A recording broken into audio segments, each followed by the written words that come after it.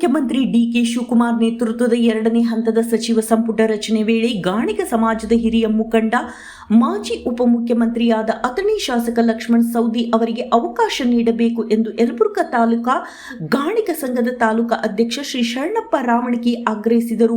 ಪಟ್ಟಣದ ಪ್ರವಾಸಿ ಮಂದಿರದಲ್ಲಿ ಮಂಗಳವಾರ ನಡೆದ ಸುದ್ದಿಗೋಷ್ಠಿಯಲ್ಲಿ ಮಾತನಾಡಿದ ಅವರು, ರಾಜ್ಯದಲ್ಲಿ ಕಾಂಗ್ರೆಸ್ ಸರ್ಕಾರ 79 ವರ್ಷದ ಆಡಳಿತ ಅವಧಿಯಲ್ಲಿ ರಾಜ್ಯದಲ್ಲಿ ಗಾಣಿಗ ಸಮಾಜದ ಶಾಸಕರಿಗೆ ಸಚಿವ ಸ್ಥಾನ ನೀಡಿಲ್ಲ.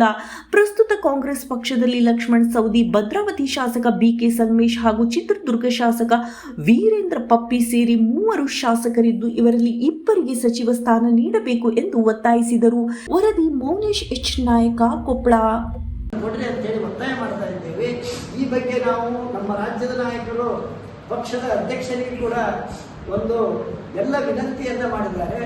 ಒಂದು ವೇಳೆ ಇದನ್ನೇ ತಾವು ಕಾಂಗ್ರೆಸ್ ಸರ್ಕಾರ ಗಮನಿಸದೇ ಇದ್ರೆ ಇಡೀ ರಾಜ್ಯಾದ್ಯಂತ ನಾವು ಏಕತೆಯಿಂದ ಒಂದು ಸಚಿವ ಸ್ಥಾನಕ್ಕೆ ಕೊಡಲೇಬೇಕಾಗಿದೆ. ಕೊಡದೇ ಇದ್ರೆ ನಾವು ಅತ್ಯಂತ ಉಗ್ರವಾಗಿ ಪ್ರತಿಭಟನೆ ಮಾಡ್ತೇವೆ. ಅಷ್ಟೇ ಅಲ್ಲ, ಇಡೀ ರಾಜ್ಯಾದ್ಯಂತ ನಾವು ಒಂದು ಅದ್ಭುತವಾದಂತ ಮತ್ತು ಅಷ್ಟೇ ಸ್ಪಷ್ಟತೆ ಇರುವಂತಹ ನಿರ್ಣಯಕ್ಕೆ ಇಡೀ ರಾಜ್ಯಾದ್ಯಂತ ನಮ್ಮ ಸಮಿತಿಯವರು ತೆಗೆದುಕೊಂಡು ಮಾಡೋಣ ಅನ್ನೋ ಒಂದು ತೀರ್ಮಾನವನ್ನ ಈಗಾಗಲೇ ನಡೆದಿದ್ದಾರೆ.